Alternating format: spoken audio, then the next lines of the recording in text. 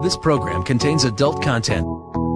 Is there a God? Big atheist. Really? What am I, an idiot? Come on. That yes, it would be nice if you could throw your sins and your responsibilities on someone else. But it's not true. It looks like far-left lunacy. I don't believe that it's true that religion is moral or ethical.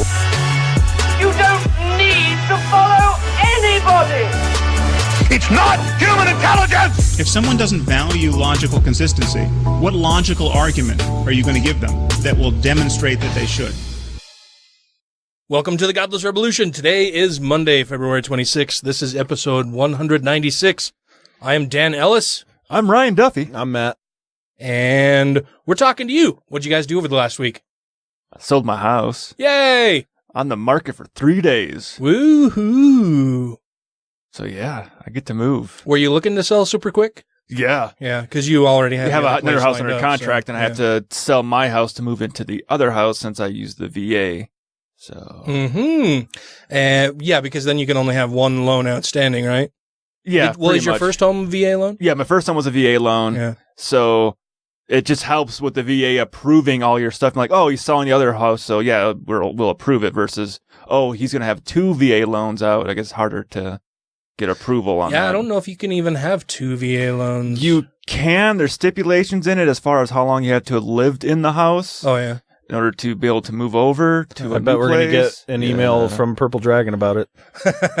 No, well, because I have a buddy that he had bought a house, lived in it for a number of years. Now he uses it as a rental property, but he sells a VA loan on that house. Uh-huh. I see. So unless he's doing it illegally. But so your new place, is it close to where you were before? Yeah, it's a mile down the road. Oh, nice. Still in the same neighborhood? So it'll be an easy, quick move. Yeah. But bigger, newer house. So you don't need any help with the move? I don't think so. Oh, well, that's good. Because I'm like, I know what's going to come next. I'm like, oh, you want to help? Like, well. No, I'd be happy to help if you need it. I have a truck, but the bed is full of snow right now. Yeah, we're just going to rent a U-Haul, load it all up in one day. But once we get all the paint and carpet and everything done, we'll probably have to just have people come over for a barbecue or something. Yeah, nice housewarming party. Yeah. Yes. That sounds delightful. Yeah, that would be awesome. Anything else? That's about it. Just trying to sell the house. I mean, that's. Oh, yeah. Well, and you've been prepping you've been packing and prepping your stuff old house. And trying to make sure stuff was cleaned up, touching up paint where paint need to be touched up to make the house look as presentable as possible, cleaning the rugs. And then avoiding the house when people want to come in to see it, so taking us for car rides. Yeah, that sucks, right? Having to be out of the house while people are there looking through it and stuff, yeah. Especially when this morning it was one from 9 to 10 and one from 10 to 11. And then one from 4 to 5. So I was like, okay, wake up and I guess roll out of bed and go somewhere. Go get my car registered this morning and then fuck around with the dog for a while. And yay. Uh-huh. And you, Matt? I brought a thought. Oh, yeah? Ooh. It's not about shitty humans, because that took too long. Sarah did like that. She appreciated that. She wants you to do it more often. Really? Yeah. I enjoyed that talk a lot as well. She thought it was really funny. Interesting. Is she an introvert kind of, or not really? No. I don't think I've never met her. I mean, she's a reporter. You've never met Sarah? Really? I don't think so. Her job is to go interview people and take photos of them for a living, pretty much. So she just thinks my pain is funny. Yeah. Oh, okay. We all do. Yeah. I mean, bring it on. No, but I was thinking this week because I heard the phrase, so and so sold their soul for whatever, and it's so I just wrote down a couple of thoughts about that whole thing about doing that, like selling your soul in exchange for some skill or talent. Why the hell isn't God giving these out in the first place, right? Oh, yeah. Like, if he's the good one, why can't we sell our soul to him for the things we want? Yeah. Why is he fucking holding back? Yeah. I thought it was always God-given talent. Yeah, there is that too. Yeah. But in this case, it's like, doesn't God want to give us the things we want? Yeah. Well, I just want to hear someone say it's a devil-given talent now.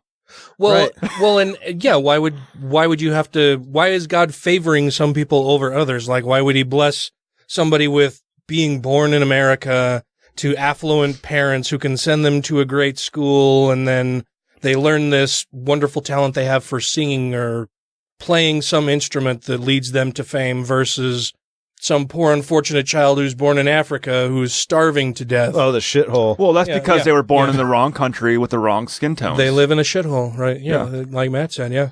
Well, like Trump said. Put that on me.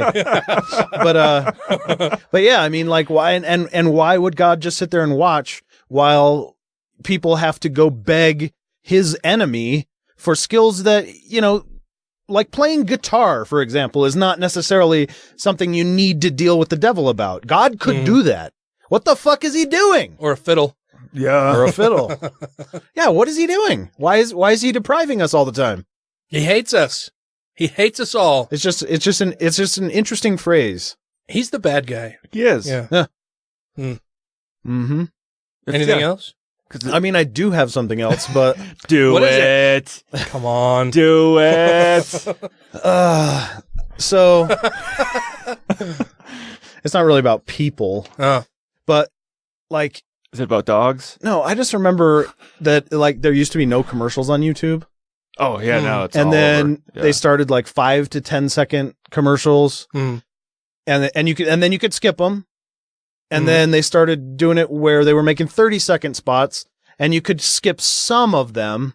Dude, over this last week, 3 different 5-minute fucking commercials that you couldn't skip. That you can't skip. 5 fucking minutes. And one of them was the Really? stupid, Wow. yeah, dude. One of them was some stupid diet weight loss woo-woo bullshit thing that I haven't even watched it because I skipped my own video. I'm like, I'm not going to fucking sit through this. And another one was a stupid fucking Sasquatch family selling mattress covers for 5 fucking minutes. Hi, I'm a mom. The hardest job. Oh, that's the purple mattress. Yeah, that thing. bullshit, dude. 5 fucking minute spot.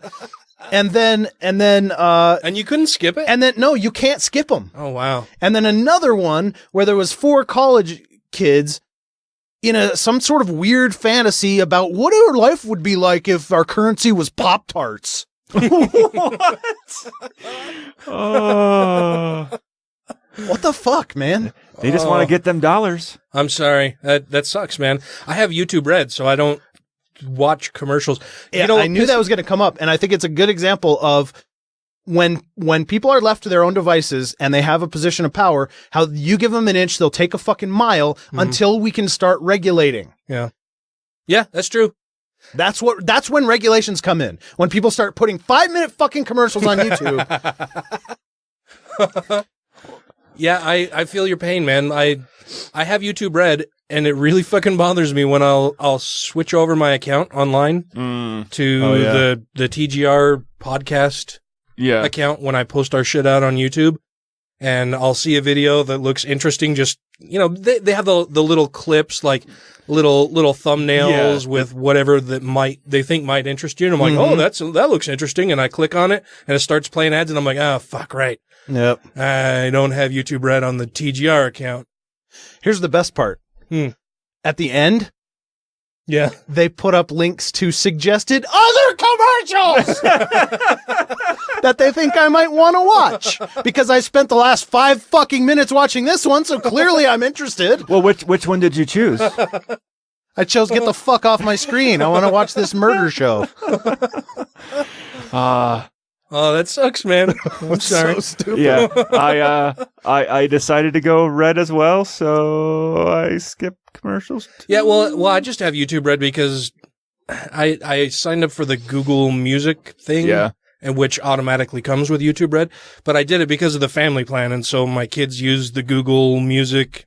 Well, some of them do, not all of them use it. Some of them prefer Spotify or whatever. But so that's why I initially signed up for it, and it just came with YouTube Red by dint of having the other thing, and I was like, oh, that's cool. Now I don't have to watch fucking commercials anymore. That's awesome. I did it for the 3 months free, but now that I like, let's take three months of this for free, and I'm kind of like, I kind of like it. Yeah, it's much better. But isn't that kind of shitty though? That like, well, we're gonna give you like they've gotten you hooked. They're drug dealers. It's their coke. Yeah. we're going to give you a taste. Maybe you'll like it. Maybe you'll come back for more. Now I'm just shoving my face in it. I Now think you're a that's strawberry. that's the plan. They slowly make commercials more and more intrusive, longer and longer, like to force you to want to pay. They for YouTube. fucking know that nobody's going to want to sit through 5-minute commercial. That's why commercials were 30 seconds because they know that's the limit. So if they can put them on there for they make fucking movie commercials. People are going to have to move. They're going to go to something else, right? You know?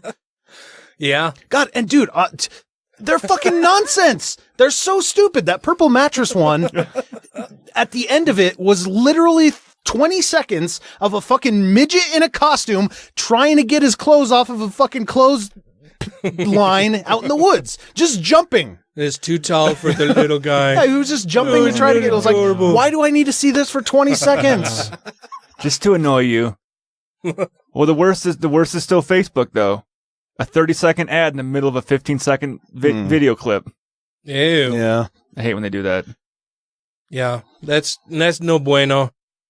Over the last week, I just worked. Work has been really busy, and trying to get some shit sorted out with how we're reporting different things to our users. So that's been kind of a nightmare, and then just working around the house, installing light switches and swapping out light bulbs, and yeah, I got most of that wrapped up today. Well, you guys arrived and saw part of the mess.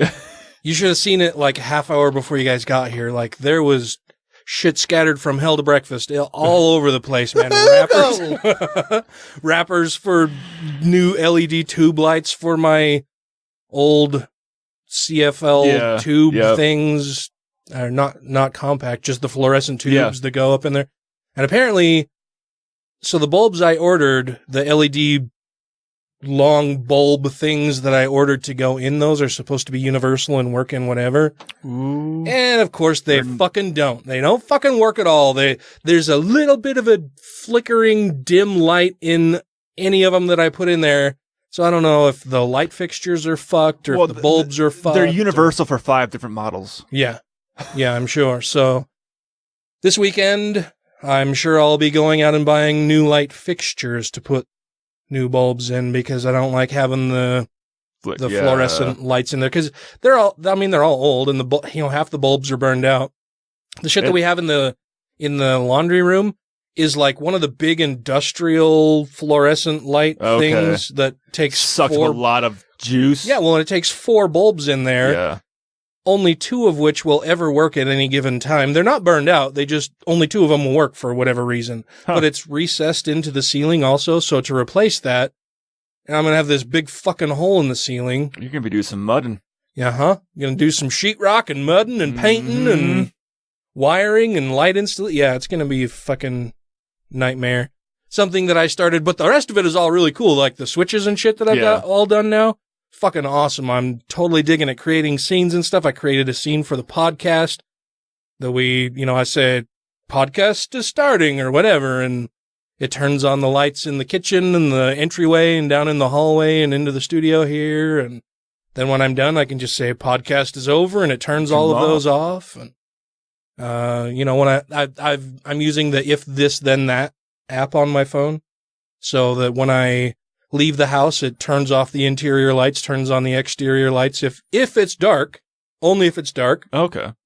And then when I get home, it leaves the exterior lights on, but turns on the interior lights of the next location that I'd be going to. Like when we get home, typically it's in the evening and the dogs have been locked in their kennels. So it turns on the kitchen light from the mudroom into the kitchen and down the hallway into our bedroom, turns on those lights, and then the exterior lights where the dogs go out.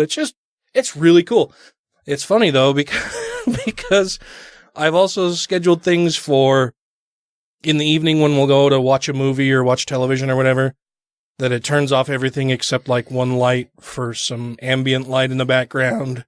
And then when we're getting ready to go to bed, there's another scheme that turns on the lights for the path that we typically travel to go up to the bedroom.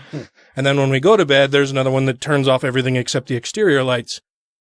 And so when we're getting ready to go to bed and I hit the thing and it turns on these lights for whatever, we start traveling around the house, let the dogs out, go and set up coffee for the morning, whatever.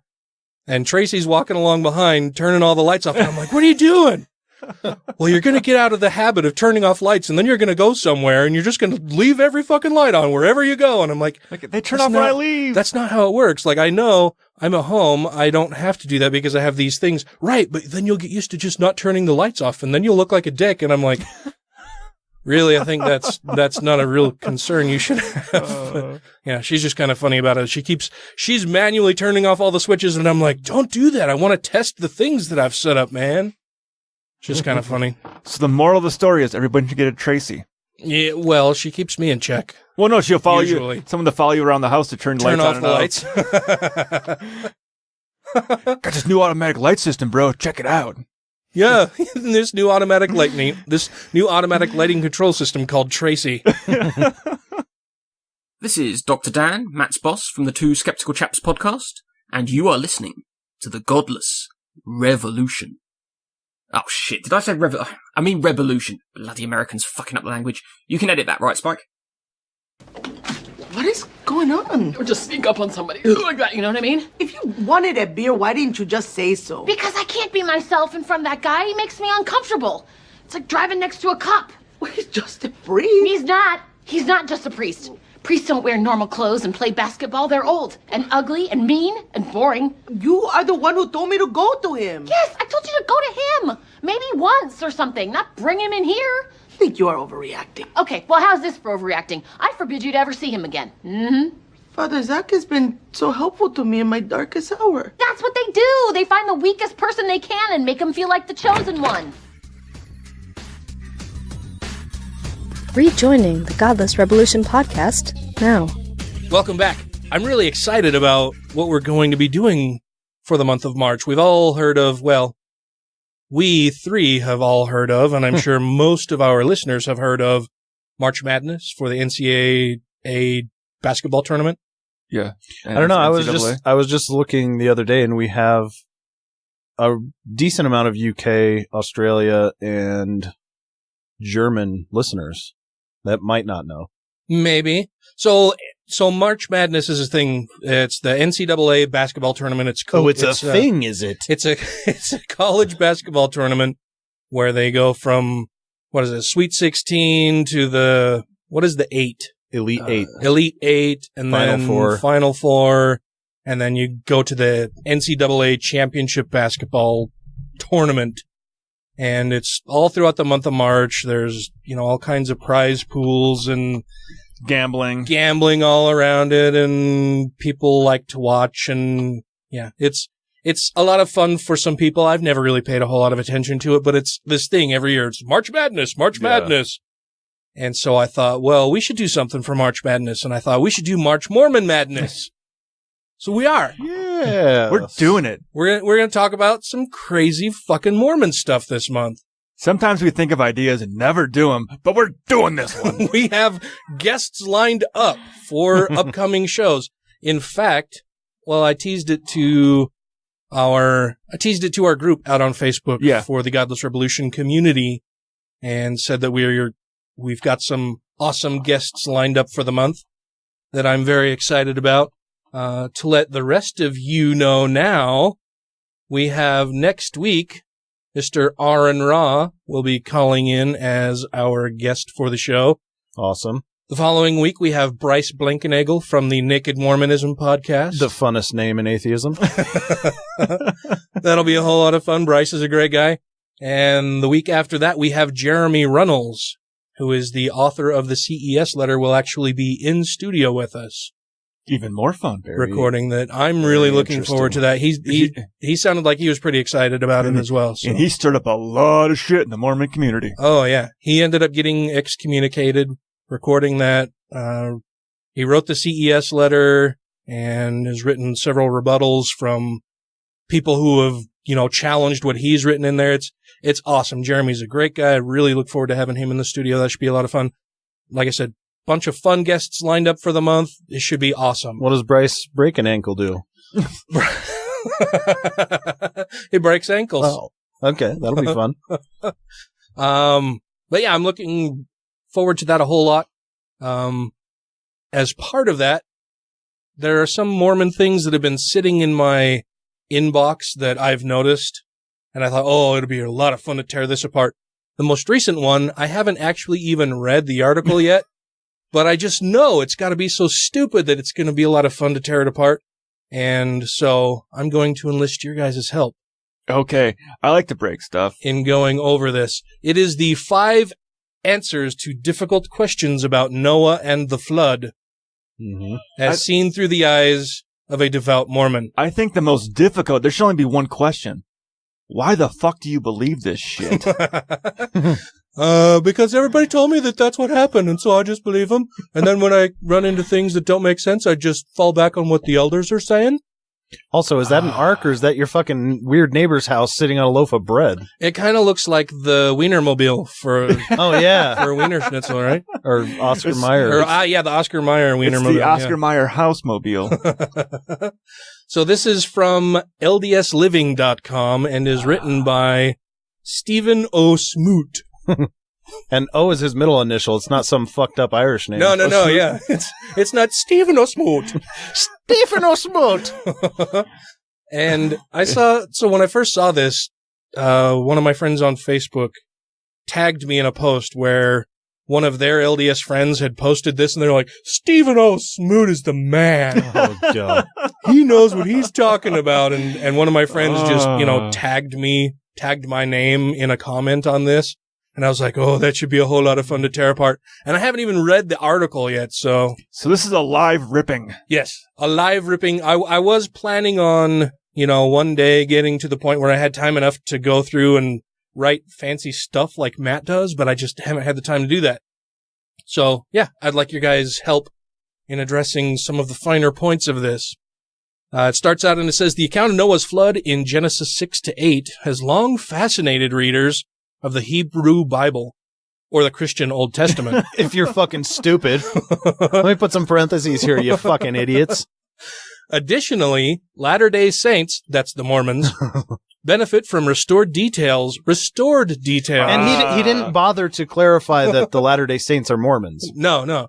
Well, you did that. But it's on LDS. Yeah, that's true. Yeah, he didn't. True. This is on LDSLiving.com. So, okay.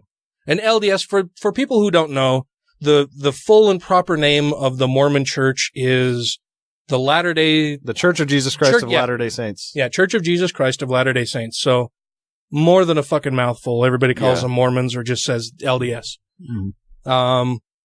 So this says, additionally, Latter-day Saints benefit from restored details of Noah and the flood contained in the Book of Moses in the Pearl of Great Price. Oh. The Book of Moses, chapter 8. And was that delivered from God just to the Mormons? To Joe Smith. Yeah. Okay. As part of so the Mormons have what they call the Quad. Yeah. Which is the Bible, specifically the King James Version of the Bible, the Pearl of Great Price, the Book of Mormon, and the Doctrine and Covenants. So it's 4 books of just nonsense. What's funny? I think I might have mentioned it on the show before. My father has recently converted back to being very Mormon, and he secreted away my children during one visit to his house to give them each a copy of the Quad. Oh, really? Yeah. So he's like, we're all in the living room talking whatever, and he motions to my kids. He's like, hey, come here. I want to show you guys something. So it's my penis. He leads them away. He's not Catholic. So he leads them away, and he calls it Joey's top hat. Leads them away, and they disappear, whatever. Tracy and me and my grandmother are left in the living room, and we're just talking. And I don't discover what my father had showed or given them until the ride home, because he took them, to some other part of the house and gave them each a copy of the Mormon Quad. And then they took it outside and they put it in the car. Keep it secret. They didn't bring it safe. They didn't bring it into the living room. Like, we don't want an argument to happen where we tonight. could all talk about what just happened. Because they knew what was going to happen if that happened. Yeah, and my father breaking some pretty serious boundaries with me. He doesn't want to have the conversation with me. He wants to have the conversation with my kids, who he thinks without you there may still be susceptible to falling into the clutches of the LDS faith, though he's preying on them. Oh yeah, absolutely. Yeah. And they're both really fucking smart kids. They're both out and about atheists. Yeah. They know a lot about, various religions and everything. And you can tell by his behavior, he knows it's not innocent. Oh, right. Yeah. That he knows he's doing something that would be frowned upon. Yeah, he's being a fucking rascal. Yeah. You rascally grandpa, you. So he gives them this. I don't even remember where I was going to go with all of this, but yeah, the Mormons have their own 4-book series, including the Bible. Yeah.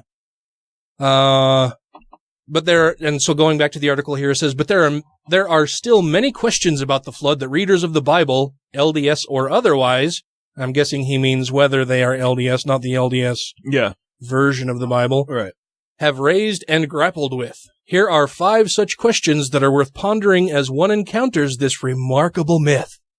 Well, he just said myth. Well, myth, but then it has myth with an asterisk, and then below that in parentheses it says note. I use the word myth here not to mean a story that is false or made up. Not the traditional sense. I'm going to do a false or made up definition of the word myth. Yeah. But in the academic sense of a sacred story involving God's interactions with humankind and the world that attempts to communicate timeless truths. So is Greek mythology, is that the academic sense of it actually fucking happened? Nope. No. Oh, well then. No. He's making that shit up. Yeah, are there academics who use the word myth differently? I don't think so. Yeah, I don't think so either. They use the word myth in terms of this is the weird shit that they believed about mythicism. Mm-hmm. Or I shouldn't use that word because that's about supernatural stuff. But I don't think academics use it in terms of involving God's interactions with humankind and the world that attempts to communicate timeless truths. Right. So I think what he's doing is because we would call those facts. Yeah. Well, and I think he's kind of playing into, when people say, well, the Big Bang and evolution is just a theory. People who aren't using scientific terms equate theory with something conjecture. That isn't really, like a thesis, conjecture, right? Instead of a hypothesis, right? But in science, theory is something different. So I think that's what he's trying to smuggle in here. Mm-hmm. He's trying to smoot that right in there. The first big headline here says, why are there non-biblical flood traditions that parallel Genesis? There's flood traditions? There are. There was floods written about by other, oh, sure, yeah. By other cultures. When I was hearing tradition, I'm thinking like Christmas? Well, non-biblical. So other groups of people, in that area have also made records of the flood of that area that aren't in the Bible. Yeah, they're non-biblical, but they're still theological. Sure. Well, maybe not all of them. Not necessarily. The Epic of Gilgamesh is still a theological. Sure. And that's the only other case I can think of where it actually has the similar.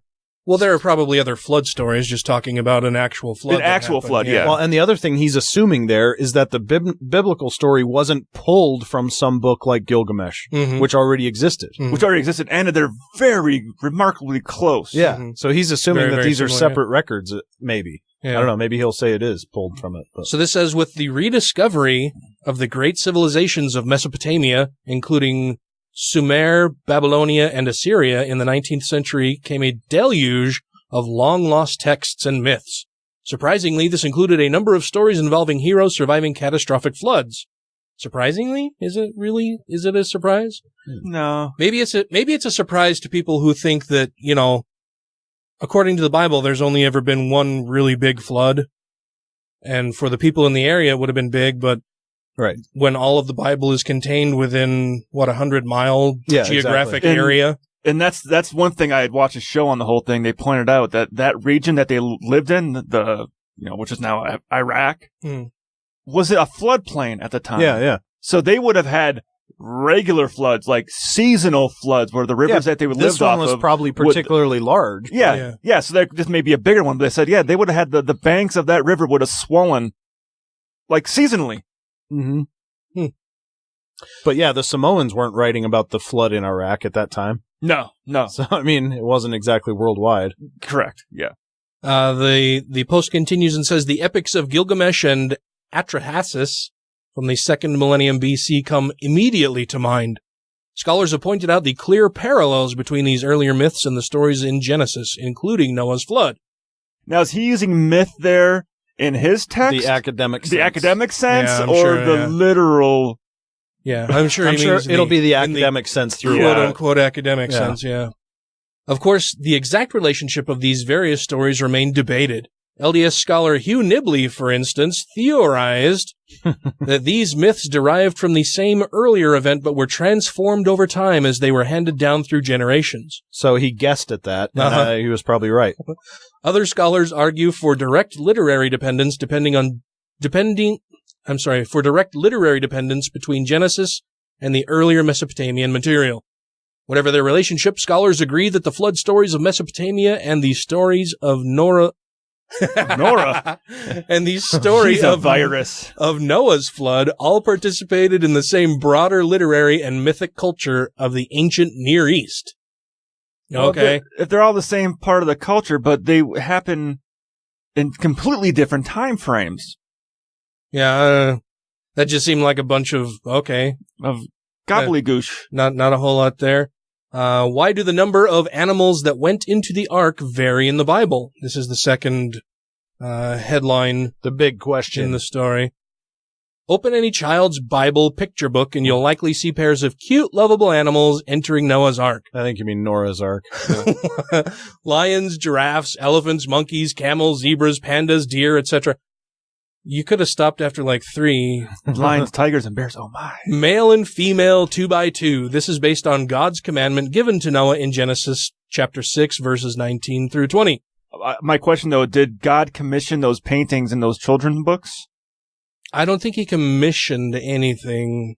Well, then how do we know those pictures are accurate? This quotes Genesis and says, "And of every living thing of all flesh, 2 of every sort shalt thou bring into the ark, to keep them alive with thee. They shall be male and female, 2 of every sort shall come unto thee, to keep them alive." Which seems like a pretty terrible plan also, because how many of these animals would have, one of the partners would have died? And why the fuck didn't God just snap his fingers and magically transport all of them there from all over the globe? Like, did Noah have to go hunting all over the globe? Did these animals just start running toward him Wild Kingdom style? According to the movie, they just fucking ran in like banshees. Yeah, they all, the kangaroos hopped through the sea all the way. All the birds flew around the earth. Mm-hmm. Some crazy shit. It seems simple and logical enough. No, it doesn't. How's that fucking simple or logical? Well, maybe he's getting to a bigger point here. So he says, it seems simple and logical enough, and then it has a colon, and says, Noah should bring a male-female pair of each kind of animal with him into the ark. But in the next chapter, the number of animals God commands Noah to bring into the ark is different. Quote, "Of every clean beast thou shalt take to thee by 7s, the male and his female, and of beasts that are not clean by 2, the male and his female." Well, what if he just gave them all a bath? Well, I don't have a problem with any of. I mean, all of this is bullshit, but I don't think that's a contradiction. No, it's not. It's a clarification. And I wonder if he means by clean the ones that eat meat and the ones that are vegetarians. Well, it's herbivores, whichever ones were considered kosher. Yeah. Oh. So he's saying take 2 of all the animals, but of the kosher animals, take 7. Well, and I'm curious how you get from "of every clean beast thou shalt take to thee by 7s, the male and his female." Yeah, figure that out. It's an odd number. It's not the male and his females, or the males and the females. It's male and female. One counterpart for each one, but it's 7. It's 2, but you're getting 7 out of that somehow. I don't know how that works. That's how the Mormons came up with polygamy. It says, from the story of Nora's flood. "Of fowls also of the air by 7s, the male and the female, to keep seed alive upon the face of the earth." Genesis 7, verses 2 through 3. Here Noah is commanded to take 7 pairs of clean animals. 7 pairs. And 1 pair of unclean animals. Oh, so is it 7 pairs? I think it's 7 pairs. Not should bring a male, female pair of every clean beast thou shalt take. So 7 pairs. That's 14. Male and his female. Yeah, seven so pairs. 14. Yeah, 14 different animals, all of the same kind of animal. Whatever that means. I don't think I saw 14 of any single Ken animal. Ham would have to explain what the kinds are. But yeah, so 14 of some animals, 2 of other animals. Here, Noah is commanded to take 7 pairs of clean animals and 1 pair of unclean animals. One way scholars account for this divergence is by postulating that the flood story in Genesis was composed by an author or redactor.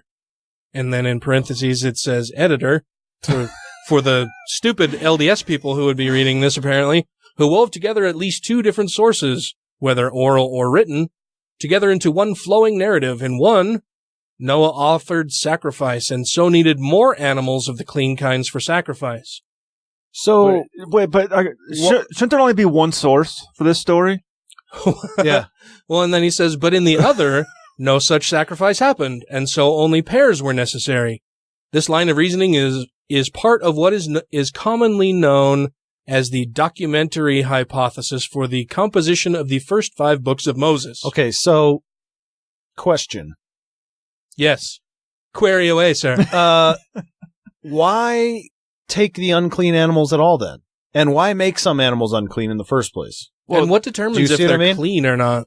Well, I'm pretty sure pigs are right out. Well, anything that eats and roots in its own shit.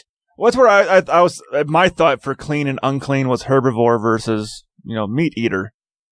But then when you said the whole thing about being kosher, and I'm like, that makes way more sense. But there's way more unkosher. There's way more kosher animals than there are unkosher animals. I'm not sure about that. Yeah, I don't know either.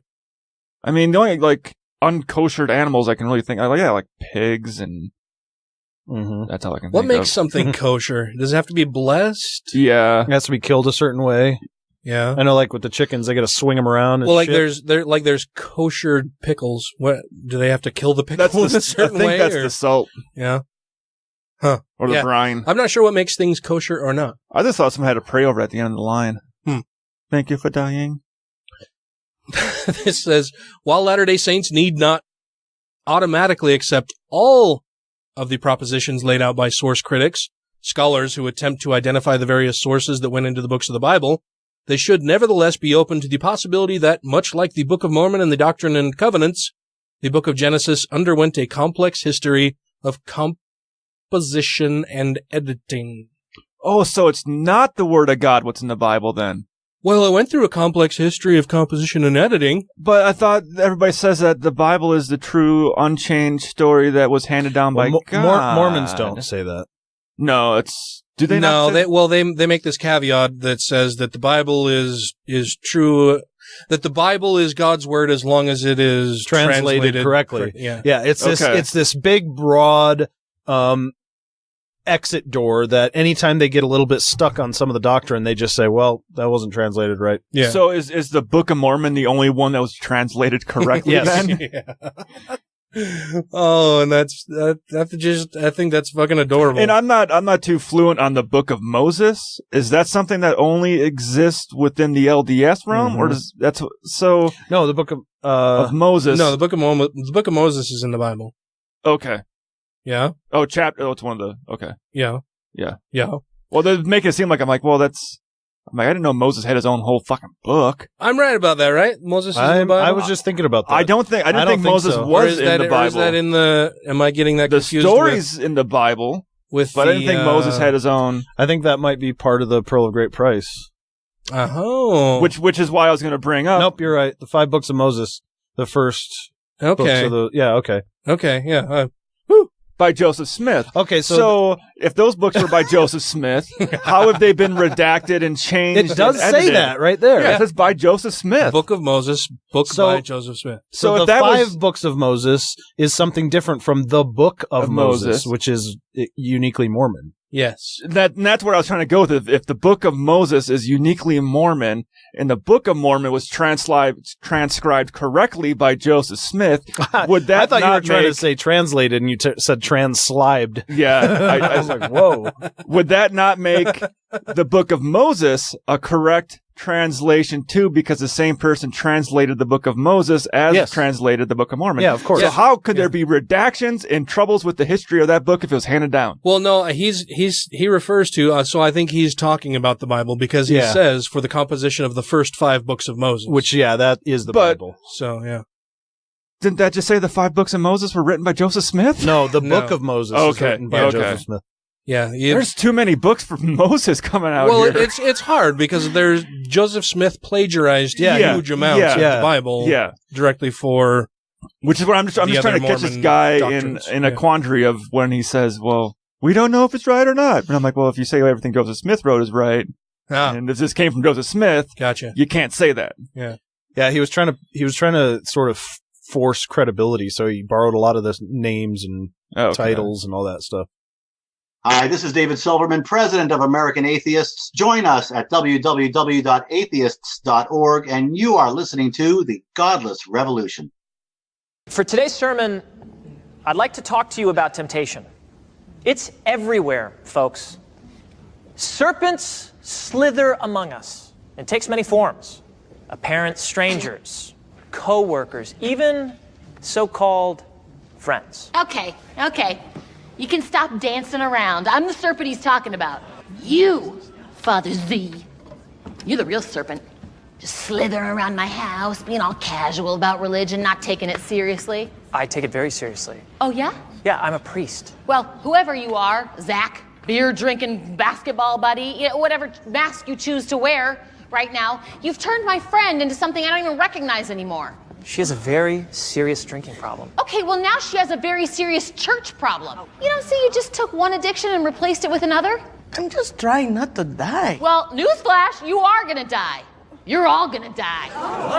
Not right now. That's not what I meant. You're safe for now. I'm not gonna do anything. You and the Godless Rebelution will be reassimilated in 3, 2, 1. Where did we leave off here? Oh, so while Latter-day Saints need not automatically accept all of the propositions laid out by source critics, scholars who attempt to identify the various sources that went into the books of the Bible, they should nevertheless be open to the possibility that, much like the Book of Mormon and the Doctrine and Covenants, the Book of Genesis underwent a complex history of composition and editing. How does the Joseph Smith translation help us understand the flood? Well, beginning shortly after the founding of the Church of Christ in 1830, the prophet Joseph Smith undertook what he called a new translation of the Bible. And also, wait. So when Joey Tophats, when he started, he called it the Church of Christ. Apparently. So the whole name has changed, and that's fine. Well, I think there's still a Church of Christ around, right? They're a Mormon offshoot. Yeah. Oh, is it? Yeah. Well, it's like an offshoot of polygamous groups, or is the Mormon Church an offshoot? That's a good question. I mean, it depends on who you ask, right? If you ask a mainstream LDS person, they're going to say, "Well, right, Church of Christ is an offshoot," but it's just like the people at Short Creek and the polygamist families there that believe they're following the true words of Joseph Smith and what God wanted him to do and what they wanted them for their religion. Yeah, which they are actually. Yeah, they're arguably, closer. Sure, yeah. So he undertook what he called a new translation of the Bible that included restoring lost narratives, correcting mistranslated passages, updating the archaic language of the King James Version. Not really, because the Book of Mormon is archaic as well. He tried to rip off the archaic language and did a poor job at it. And providing prophetic commentary and harmonization on important scriptural accounts. Commonly called the Joseph Smith translation, JST, by church members today, Joseph Smith's efforts in revising the Bible touched on the story of Noah's flood. Interesting that instead of using the JST, the LDS Church officially uses the KJV. Right? Like, why aren't they using their own dude's fucking version of the Bible? It's not complete, for one thing, and they don't have the rights to it. It's owned by the RLDS, I think. Oh, really? I did not know that. Oh. Yeah. So their whole thing is based on a stack of lies. And copyright infringements. It's built on a house of cards that's underlaid with lies. Let's see, commonly called the Joseph Smith translation by church members today, Joseph Smith's efforts in revising the Bible touched on the story of Noah's flood. For instance, Genesis 6:6 reads, "And it repented the Lord that he had made man on the earth, and it grieved him at his heart." To help avoid possible confusion over the idea that God had to repent of something, because of course he's perfect, the prophet rendered this passage, "And it repented Noah, and his heart was pained that the Lord had made man on the earth, and it grieved him at the heart." Either way, God still fucked up, right? Yeah. It's so paining the Lord. God fucked, I made all of these stupid humans that are doing things that I allowed them to do, and now that really pisses me off. Oh, he just What a stupid, stupid God. And it repented Noah, and Noah's heart, was pained that the Lord had made man on earth. So Noah was upset that God made people? Apparently. So Noah is the one who caused the flood, not God. No, God still caused the flood. Well, but if God wasn't mad at his people because he created everything good, why did he put the flood? Well, they didn't. They just had to fix the thing where God would have to repent for something. So Noah had to repent somehow instead of God. Okay. Mm-hmm. I'm confused. It's because it's mental gymnastics. And I wonder if when he was reading that, he was like, "You look fit, but I don't think you're very flexible." Exactly. I wonder if he's like, can that say that God repented? No. No, that'd be bad. I gotta change that. No. We're gonna change it. This change, however, reflects an issue with an archaic English meaning of repent as to be sorry, which is what the word in Hebrew, necham, means. Necham. But it still doesn't matter, right? Because if God is a perfect being, he can't have those kinds of holes, right? You can't be wanting for something. You can't be in a position where you have a deficit of some kind. And if Joseph Smith is a prophet of God, he's speaking to the man, right? He knows God. He's speaking to God and is a prophet of God and figures, oh no, this is wrong. This is wrong. I gotta change this. But then the writer of this story is like, oh no, Joseph Smith was just fucked up. He didn't know that, originally the word just meant to be sorry. That's fine. He wasn't repenting for something like he had done a bad deed and needed to cleanse his spirit. He felt bad about it. He was very sorry about it. But Joseph Smith didn't fucking know that. No. He's a prophet of God and he didn't fucking know that. God didn't tell him. And even still, God can't be sorry about something. True. Yeah. Yeah. Why would a perfect being be sorry about anything? They can't do anything that isn't perfect. Yeah. Without understanding this older definition of the word, modern readers might mistakenly think that God had to repent of some sort of sin. And so the prophet made a clarifying change to the English text of the KJV. These sorts of changes to the flood story in the JST are best understood not as restorations of a pristine original version of Genesis, but rather as the prophet helpfully guiding modern readers through some tricky issues with the often outdated English of the King James Version. So why is that the official version of the LDS Church then? If it's so problematic? Yeah. Well, and that's why they make that statement that, the Bible's correct as long as it's correctly translated, right?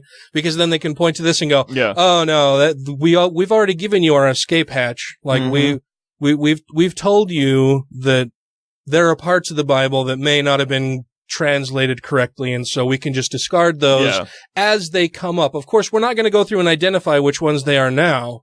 Just in the future, keep this in mind as we're talking about the Bible and you call us out on something and say that what we're doing is fucky. No, it's just that the Bible wasn't translated correctly at that point. The parts we agree with are correct. They were done right. But parts we don't agree with were incorrect translations. It's giving them a blanket excuse, right? Like, for everything, Yeah, for everything that could ever possibly go wrong within the church that's based on biblical doctrine. Oh, no, well, that's just because the Bible wasn't translated correctly. They're written get out of frail card. So probably a good question would be then if Joseph Smith was the one that they decided, or the one that God decided was going to restore the truth, why didn't he do it? Just rewrite. I mean, he wrote so many other books. Just one more. Dude, you failed. Yeah, why did you do it? Was it was it really just that he had to come down and give us polygamy and fucking temple diapers? That was the only two big things that he had to do. And baptizing for dead people. Don't forget that. Oh, yeah. And that there's no real hell. Hell's not a real thing. Yeah. Well, that actually is a good thing. Yeah, well. It was a selling point. There's still outer darkness. And I remember, well, in the Book of Mormon play, there's a scene about scary Mormon hell. Okay. And I remember being a kid, and when we went and saw the play, Tracy's like, "Holy shit, this is bringing up all kinds of memories of me being a kid and having nightmares about Mormon hell and what I was taught in Sunday school about the types of things that would happen to me if I allowed myself to be treated as chewed bubblegum, you know, referring to the LDS Church's views on virginity and remaining chaste and modest, yeah. It can be useful to look more at what the prophet changed the text from than what he changed it to, since he sometimes translated the same passage different ways. Why would that be? I mean, it couldn't be that he was just a human being making shit up. Yeah. So here's the point. We have this great translation from the prophet who got all the information from God to correct the book that had problems. So the best thing to do is look at the original book with the problems. Yeah. Mm-hmm. Because his translations aren't consistent. Yeah. So look at what the fuck did he do? What did he do when he was here? God changed his mind. God, he made up a story about fucking Indians with swords. Riding horses around. Yeah. So the next headline says, "Was the flood the baptism of the earth?" Go fuck yourself. Beginning with William W. Phelps in the 1830s, right around the same time of the Church of Christ thing. That's the three great grandpa. Yeah, well, the Phelps, right? Yeah, Phelps, the swimmer. I mean, they're filling the place with water. Who's better to have there but an Olympic swimmer? That was a good connection, Ryan. Yeah, I'm sure that was Michael Phelps' great-great-grandfather. Some Latter-day Saints leaders and scriptural commentators have speculated that Noah's flood was a sort of baptism for the earth. The thinking behind this idea is essentially that the earth is a living entity and so needs the ordinance of baptism to achieve its promised celestialization from Doctrine and Covenants 88:18 through 19. How many other planets have gotten baptized? I can't think of any. Oh. But maybe it's just because they haven't been properly translated in the Bible. Earth is going to be a very lonely planet in planet heaven. Yeah. The only one. It's going to be such a sad planet. Oh, poor Earth. Do I get two of a kind? All the other planets get to party in planet hell. Let's see. While this has been a common understanding, there are other ways. Oh yeah, everyone believes that the earth is alive and needs to be baptized to go to heaven. Everybody understands. That's a common understanding. It's common, right? Sure.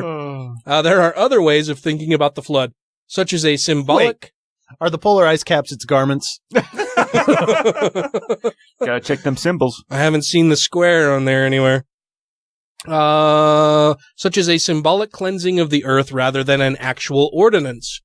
As Paul Hoskisson and I explore in our recent article, there are a number of scriptural and prophetic statements that must be accounted for in understanding the symbolic or doctrinal significance of the flood. That's kind of shitty to just symbolically kill every fucker on the planet. I don't think it was symbolic. I mean, according to the scriptures, that's what happened. Everybody fucking died. At this point, we simply don't have enough revealed information about any larger metaphysical truth about the flood to make any definitive claims. Well, why don't you go pray on that, you motherfuckers? What's interesting, too, is that they're just taking it as a given that the flood actually fucking happened. As a literal worldwide flood. I saw it in that book, and so that means it really happened. I don't care what the scientists say or what geology, and that's just fucking science, man. Grand Canyon can't explain it without a flood. I mean fetching science. Sorry, Jesus. Yeah, it's like selling a 5 best unicorn recipe book. Ooh, do you got that one? I should make it. These people will buy it. Next headline says, was the flood a global or local flood? Ooh, speaking of the devil. Oh, now we're getting into the nitty-gritty. This is Sarah Ponte Rivera with the Satanic Temple's Grey Faction. You can learn more about Grey Faction at greyfaction.org or find us on our social media account on Twitter and Facebook. And you are listening to the Godless Rebelution. If you accept God into your heart, you'll walk with him in the kingdom of heaven. Oh, yeah? Okay, cool. You got proof of that? I see proof of God every day. Do you? I can't wait to see it. Show me, please. I'm excited to see the proof. Go ahead. Let's see it. Oh, that's hot. Oh, my. No! You just stand there. I'm on fire. I'm on fire. Rejoining the Godless Rebelution podcast now. Modern believers are confronted with geological and other scientific evidence, in addition to the ancient literary context of Genesis. What, are we talking about, like, facts? They're being confronted with facts? That casts serious doubt on the feasibility of a worldwide catastrophic flood sometime, presumably around 3000 BC, that wiped out all animal and human life, save that which was spared on Noah's Ark. In response to these challenges, some have wondered if perhaps the flood described in Genesis drew from memory of a localized event, perhaps a particularly bad flooding of the Tigris and Euphrates rivers. Which would have happened. Given the somewhat ambiguous meaning of the word Hebrew eretz, earth or land, rather than the earth, meaning the spherical globe, being entirely flooded, instead perhaps Genesis meant to convey that the earth, meaning the land or local region where Noah dwelt, was inundated. Moses 129. I have a point on that, but I want to get through this paragraph. Okay. Or perhaps a local flood was mythologized into a global one to symbolically signify the renewal or recreation of the earth from out of a primordial universal ocean. Wait, now he's switched back from the academic type of myth. Yeah. Well, my question is, so you have a localized flood. Why the fuck did the kangaroos from Australia have to come all the way there for a localized fucking flood? If he wants to make the argument that, well, okay, the Bible may not have been referring to an actual global flood, then what the fuck was God's point in killing everybody in that region? Yeah. If it's not that, he's wiping out humanity to start over and he's making this ark to carry on the lineages of these animals and human beings, then why the fuck would he have done any, if you're going to do a localized flood, then you don't need animals from everywhere. You don't need a fucking boat. You just flood that whole fucking area. No ark needed, You let Noah save himself and his family, whoever. If he's your chosen person to do this, he's your emissary to carry on your word going forward, fine. But then you don't need all the other animals or anything. Yeah. But do you guys know why there are no true bears in Australia? Why there are no what? True bears? True bears. True bears. What's a false bear? Because they don't koalify. Koala's a false bear, a pseudo bear. A pseudo bear. It's a marsupial. It's not a bear. Anyway, yeah, you're a good point though. Oh my god, dude. One of the things that I didn't talk about I think that was a popsicle stick joke. One of the things I didn't talk about that I did over the last week was... Did you get to play with the koala bear? No, Tracy and I went and saw Annihilation yesterday. Yeah. It was... I need to go see it again. It's one of those movies that you leave and you're like... Oh, it's a movie, yeah. You're like, oh, wow. I'm going to have to think on a few points there and watch it again to see if I can pick up on some of the clues and hints throughout the movie.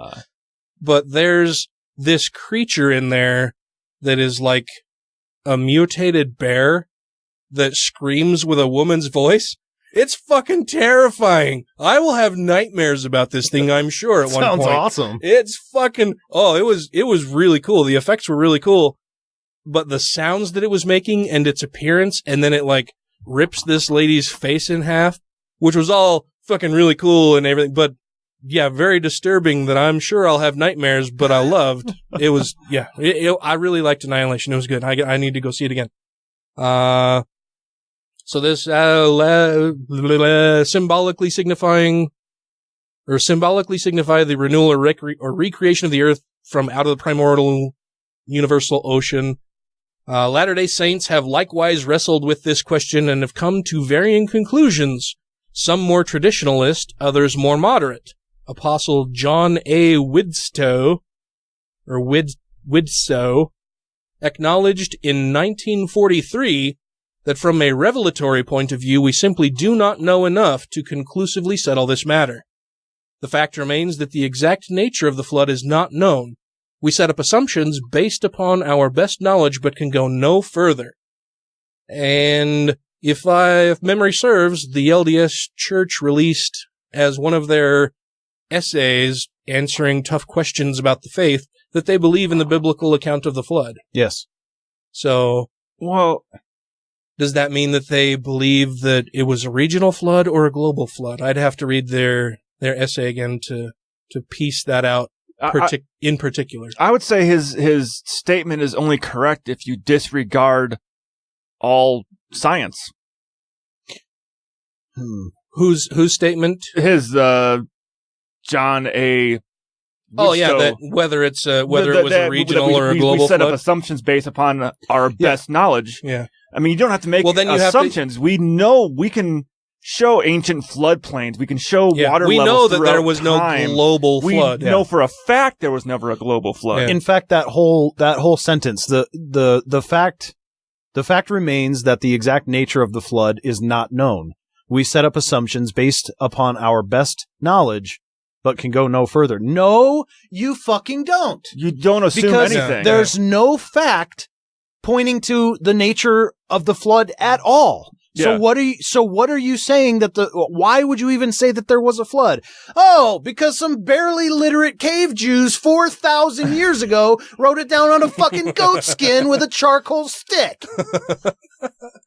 Well, he continued and said, "We should remember that when inspired writers deal with historical incidents, they relate that which they have seen or that which may have been told them, unless indeed the past is open to them by revelation." I'm doing my best to do like a Mormon, Mormon apostle kind of guy, general authority, during conference, general conference. He's saying that historical writings are either something they saw, something they told him, or something that was a pipe dream. That which they've been told, unless indeed the past is opened to them by revelation. But that's the pipe dream part. He continues and says, "The details in the story of the flood are undoubtedly drawn from the experiences of the writer. Under a downpour of rain likened to the opening of the heavens, a destructive torrent 26 feet deep or deeper would easily be formed. No. The writer of Genesis made a faithful report of the facts known to him concerning the flood. In other localities, in other localities, the depth of the water might have been more or less. What? No shit, motherfucker!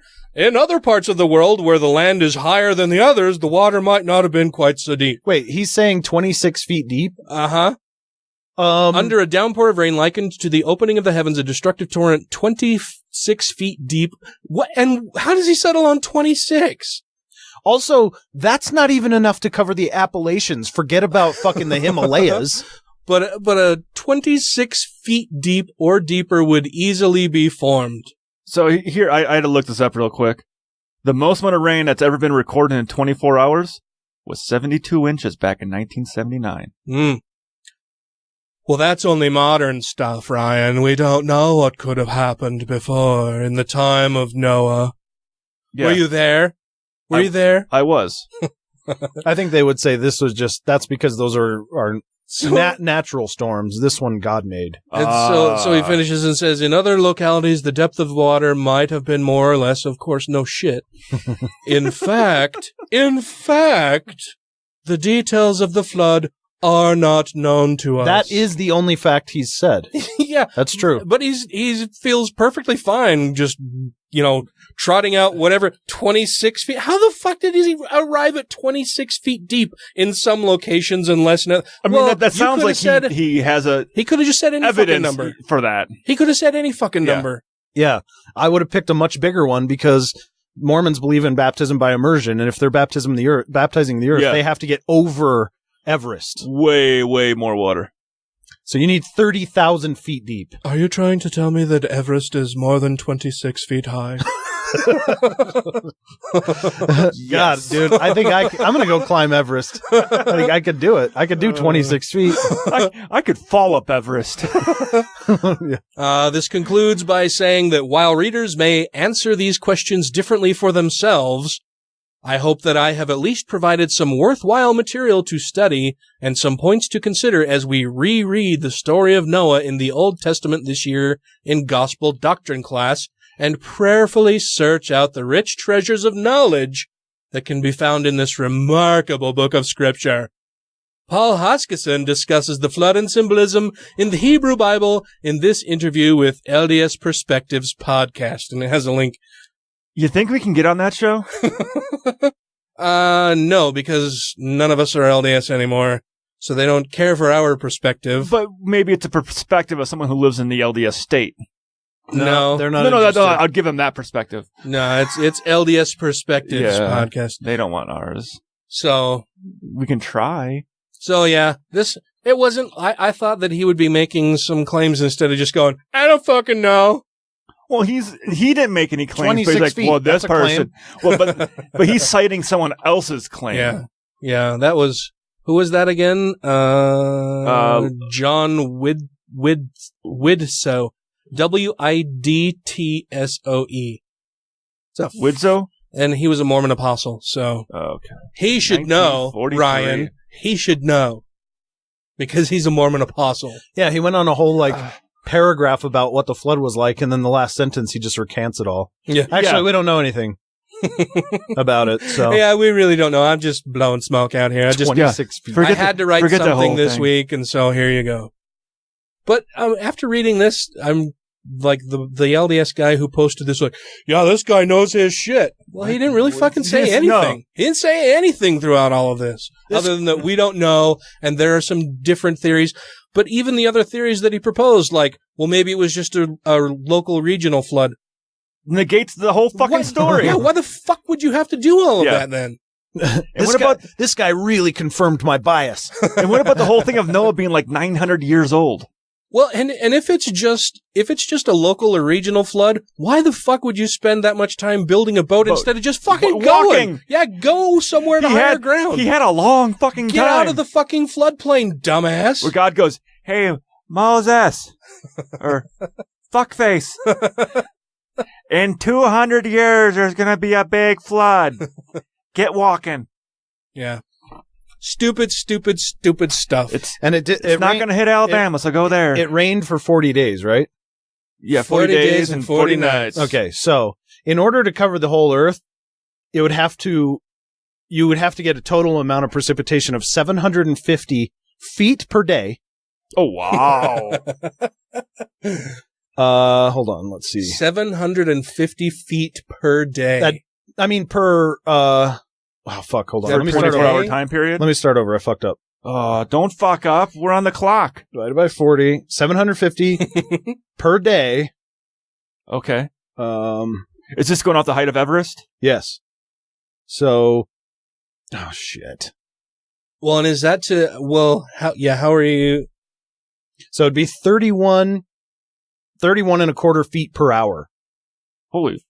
The water would have to be rising. That's like a sheet of rain. Yeah, that's not even raindrops. That's a straight up like waterfall. So that'd be your boat.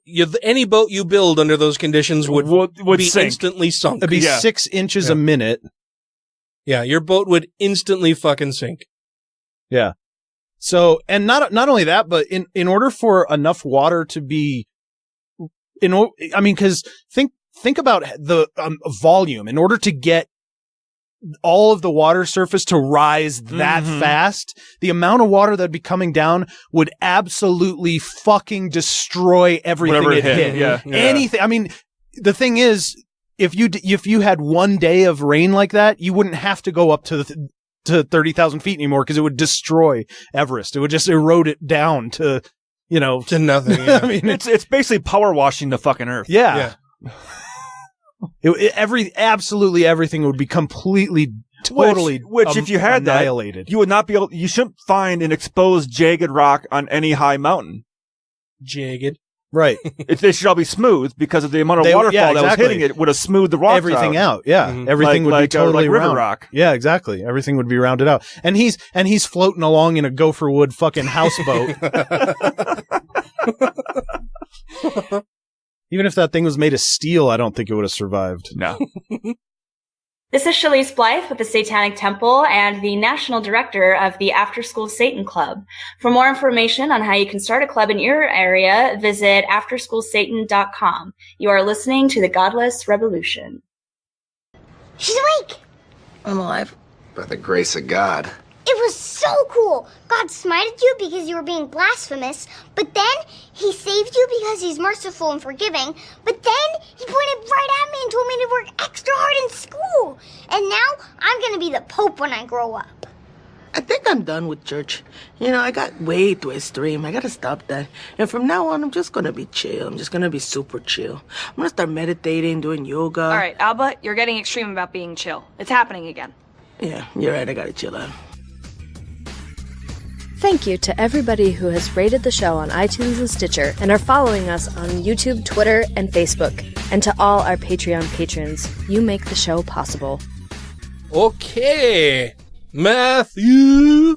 What have you got for us this week? I don't know who that is. Is it not Matthew on your birth certificate?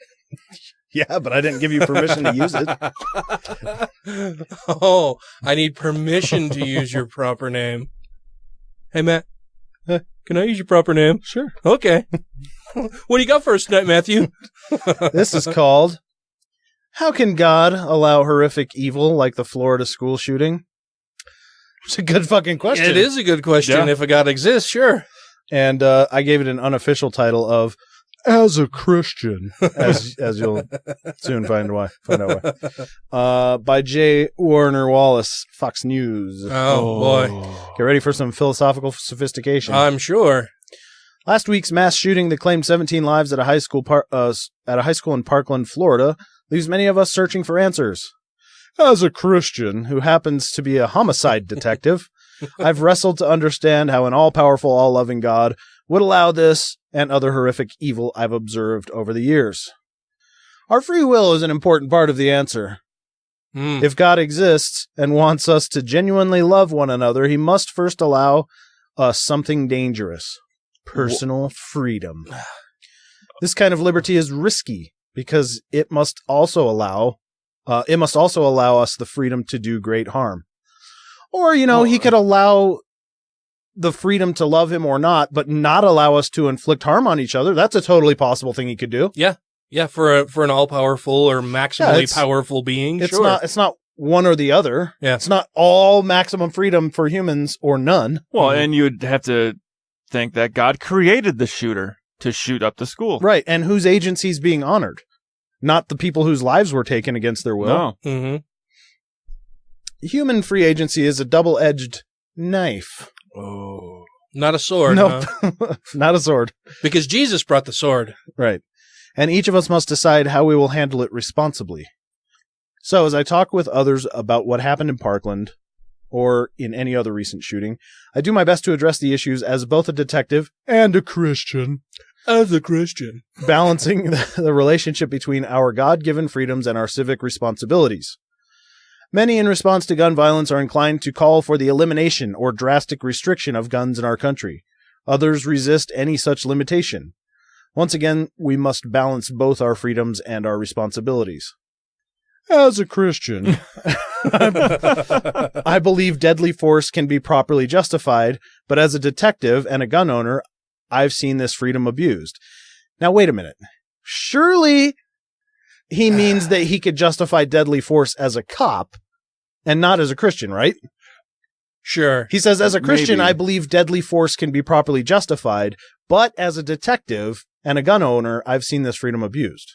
But has he seen it abused by other detectives? I would imagine, that But isn't that flip-flopped? Shouldn't he be saying, as a detective, I believe deadly force can be properly justified. But as a Christian, I've seen it abused. Because I guess you could go either way, but I'm sure he's... What about the whole thou shalt not kill stuff? Well... Except when you think killing's okay. Yeah, I remember when I was a kid, I asked my mom about that, like, well, if you're not supposed to kill people, then why do people join the military and then they kill people? Yeah. Well, because you have to be able to defend yourself. And so, it's don't kill people willy-nilly.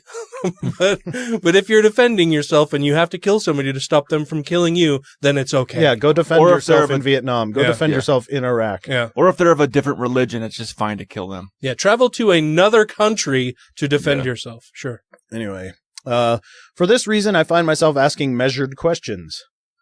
Who should be disqualified from gun ownership based on prior criminal behavior or mental illness? What forms of gun security, such as locks or safes, should be legally required? What kinds of consequences should be expected for people who allow their guns to fall in the hands of others, even their own kids? As a Christian, I understand the importance of retaining the freedom to defend ourselves from evil. But as a detective, I understand the responsibility that comes with such liberty. Well, and how did evil get here? How did evil begin? How did evil happen? If God created everything, certainly he created evil. Why the fuck did he do that? Well, because that bitch ate that fruit. And I swear he's mixed it up again.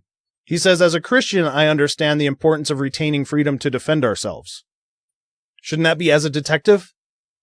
I guess it depends on the kind of Christian you are. As a Christian, really. I understand the responsibility that comes with such liberty. Yeah, I really, they should be flipped. Yeah.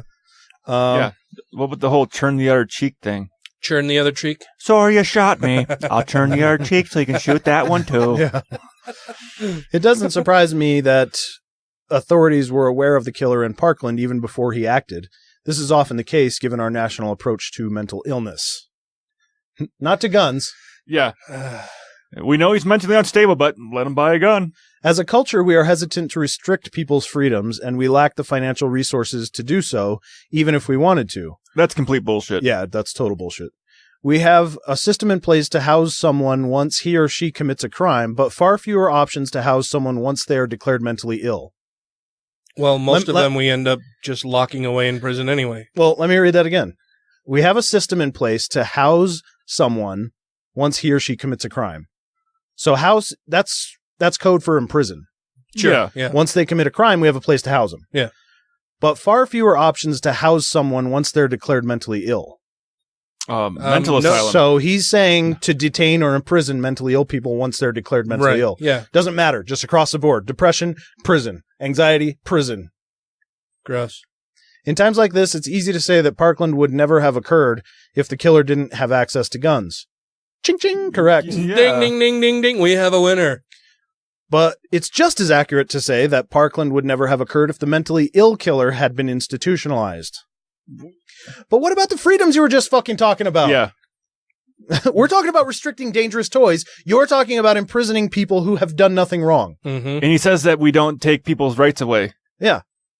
When he's advocating for taking someone's rights away that has not committed a crime, just might need some... Yeah, you're mentally ill. We got to lock you away. Yeah, I mean... got to house you somewhere. Maybe a hospital, doctors to help they get them on the proper medications to help stabilize them, not allow them to buy firearms, maybe restrict their driving privileges. Doctors are already trying to do that, but the problem is people have to go seek the help. Yeah, well, and he's framing this as all people who have mental health problems are dangerous. Yeah, right. Everything from social anxiety all the way to paranoid schizophrenic psychopathy. Yeah, they're all dangerous and should be housed somewhere. Should be housed. And the other thing is people don't seek out help. People don't get the proper medications. Yeah. People don't have health insurance. There's all these kinds of problems that could all be solved if they didn't get guns. Mm-hmm. If you want to try to solve it only from the mentally ill standpoint, it's going to be vastly more complicated, it is more involved, impossible, really.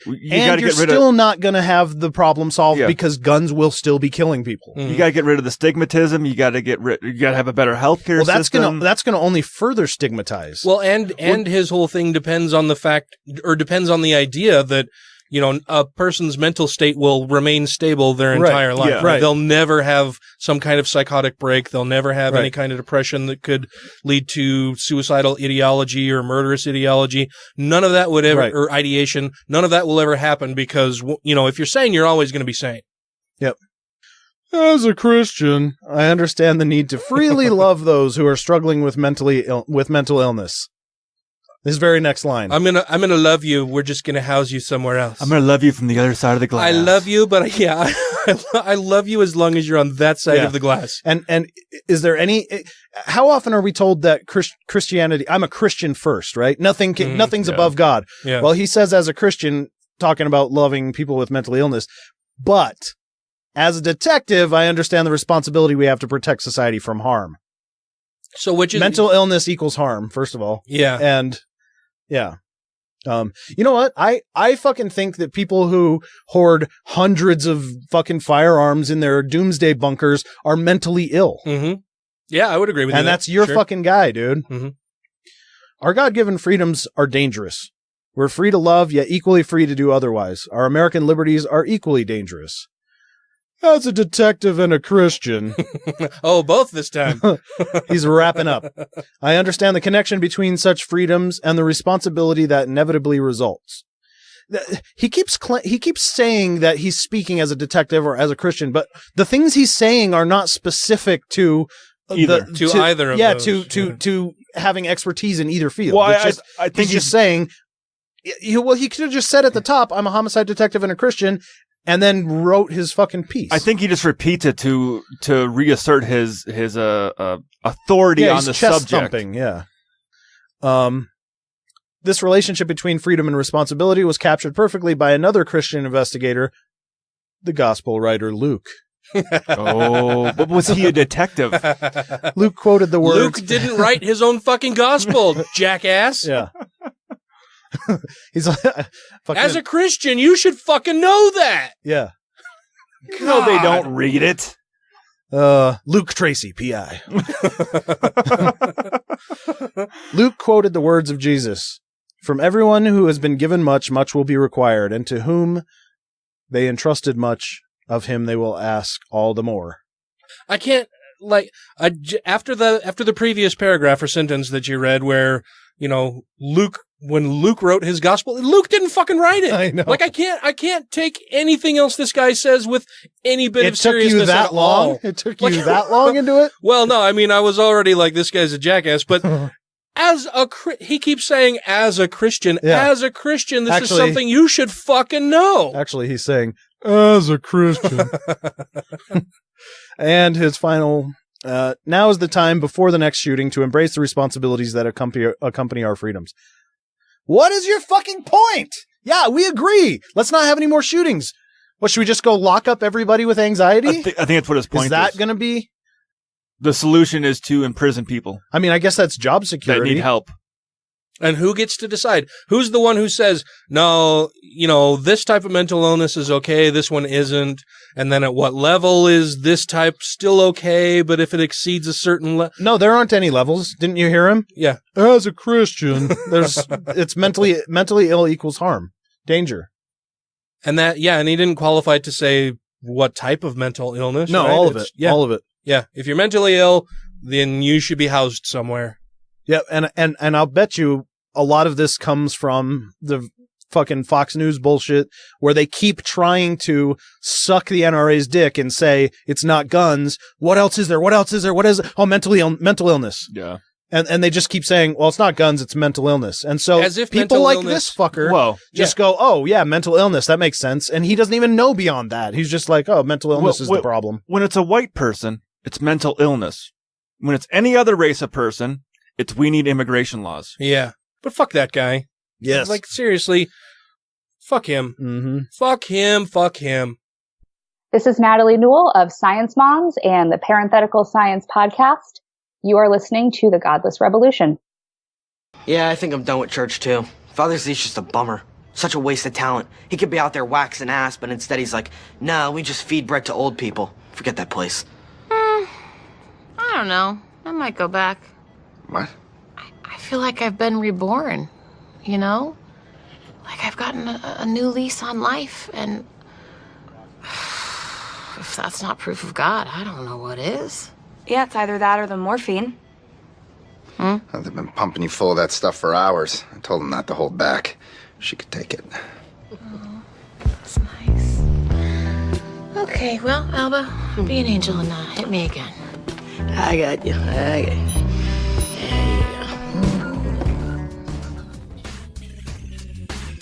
If you have questions, comments, concerns, compliments, corrections, criticisms, or concepts for content, contact the show via email at godlessrebelution@gmail.com, by text or voicemail at 330-81-REBEL, or Twitter the twatter at TGR Podcast.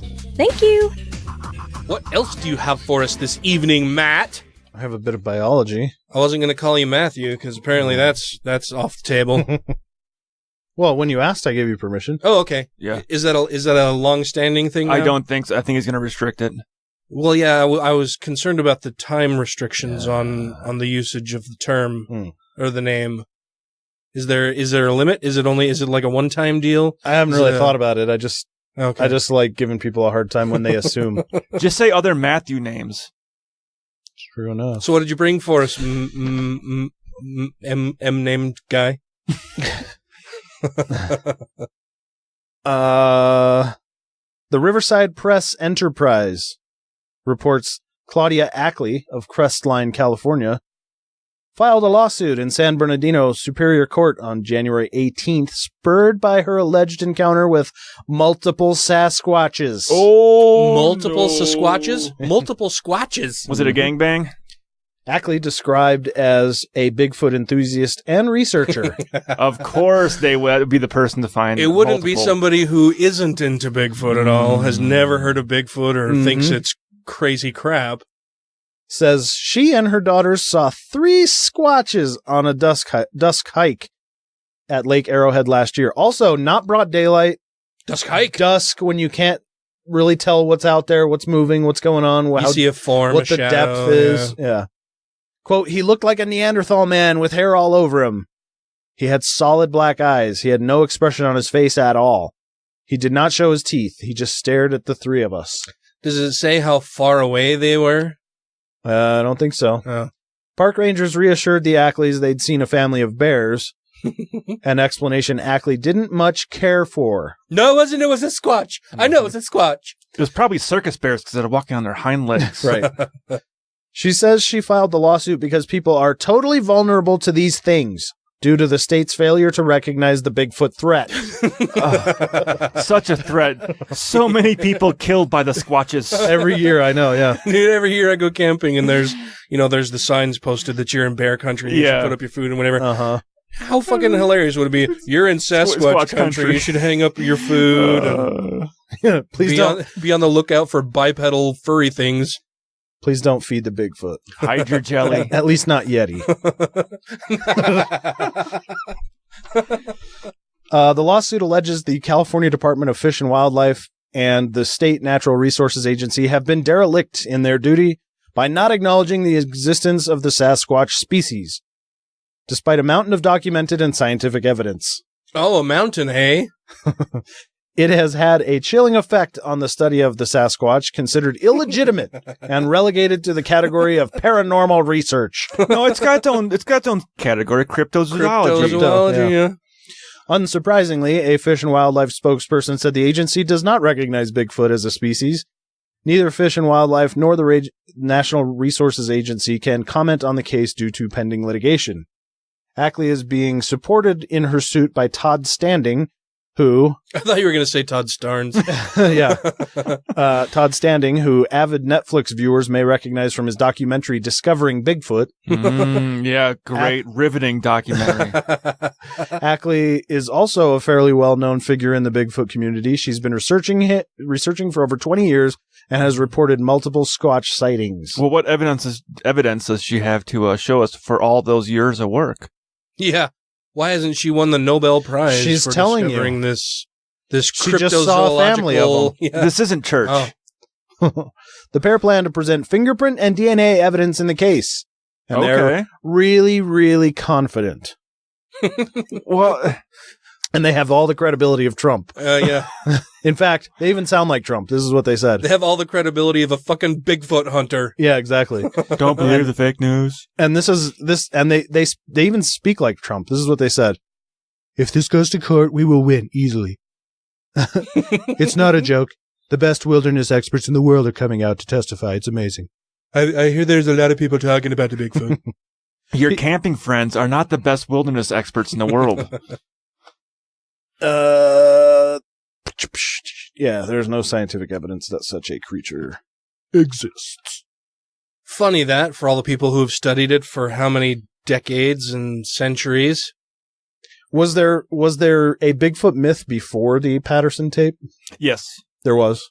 Okay, I think that's why they made the tape. They tape. hoaxed it because of that. Okay. Yeah. Oh yeah, that's right. Because it goes back into Native American lore.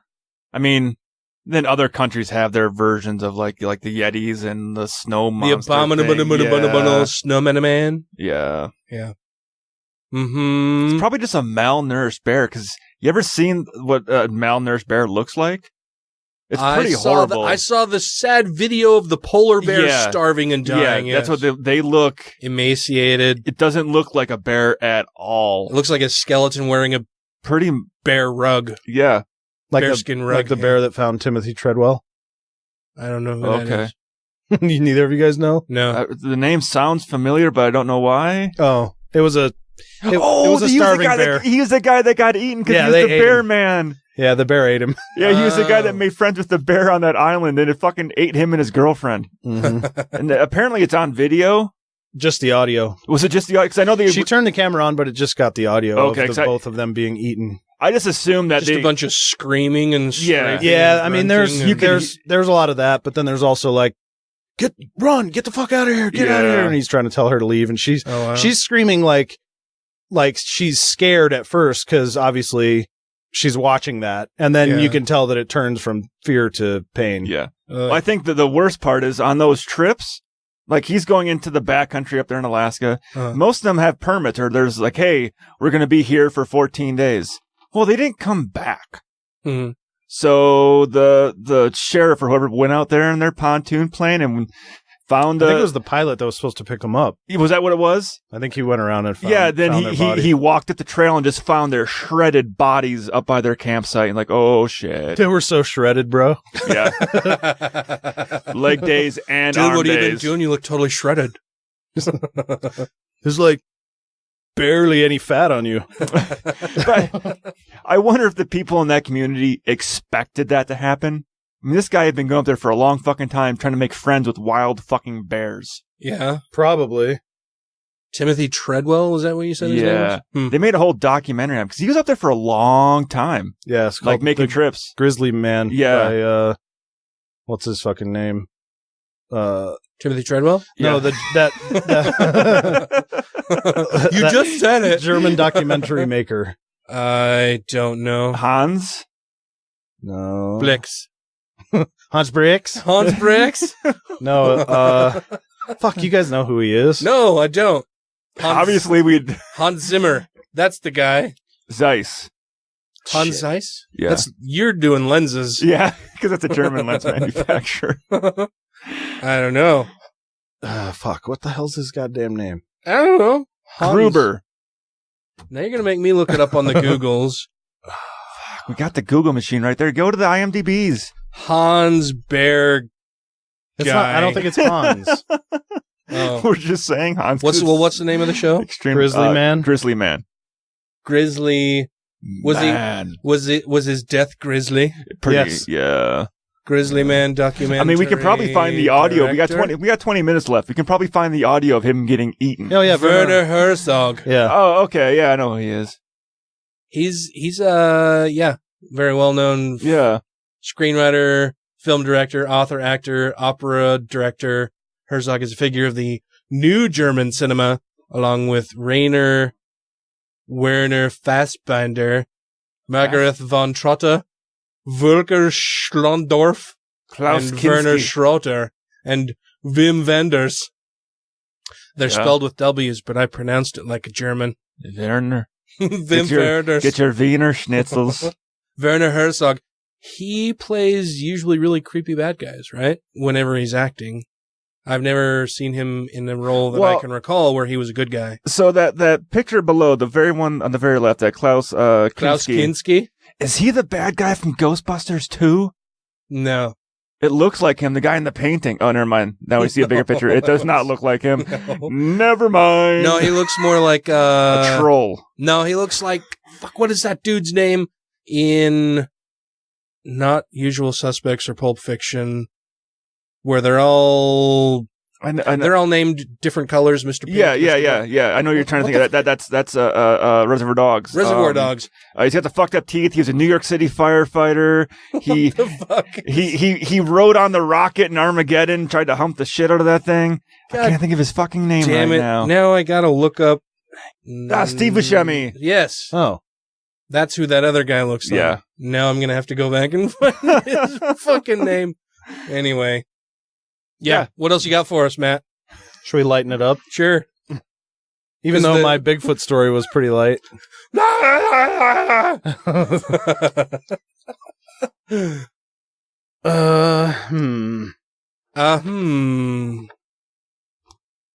No, take your time. It's fine. We're just recording. You can just cut all this. No, we leave it in because we are raw. I'm leaving it in. Should we do some getting over a breakup with custom Trump tweets? Oh, sure.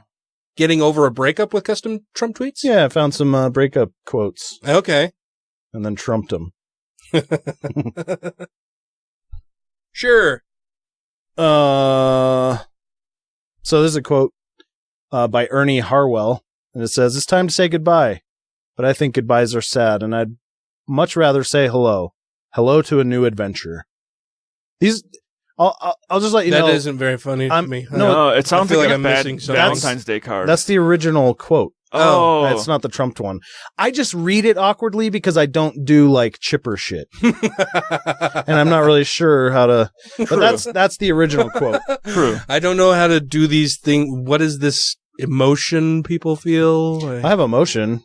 I just don't. It's all just very angry emotion. Yeah, I don't have the positive side of it. God damn it. Now So I have what to was it read again? It's time to say goodbye, but I think goodbyes are sad, and I'd much rather say hello. Hello to a new adventure. That's the breakup. A new adventure without you. So if Trump had said that, it's time to be happy, but I think it's very sad, and I'm talking about love. Yeah. The greatest healing therapy is friendship and love. I'm not going to do that one because Friend zone. The Trump one is pretty close to that, actually. Johnny Cash said, "You build on failure." So did you put these through your Trump translator algorithm? Okay. Yeah. Johnny Cash said, "You build on failure. You use it as a stepping stone. Close the door on the past. You don't try to forget the mistakes, but you don't dwell on it. You don't let it have any of your energy or any of your time or any of your space." So if Trump said that, error development. Use the alphabet as a sightstone. Close the door by. Do not forget sin, but do not live there. Do not give any of your strengths or some of your time or any part of your places. It's very I think you would actually say that. Sounds Trumpian. I don't feel like these are going over very well. Okay. What else you got for us?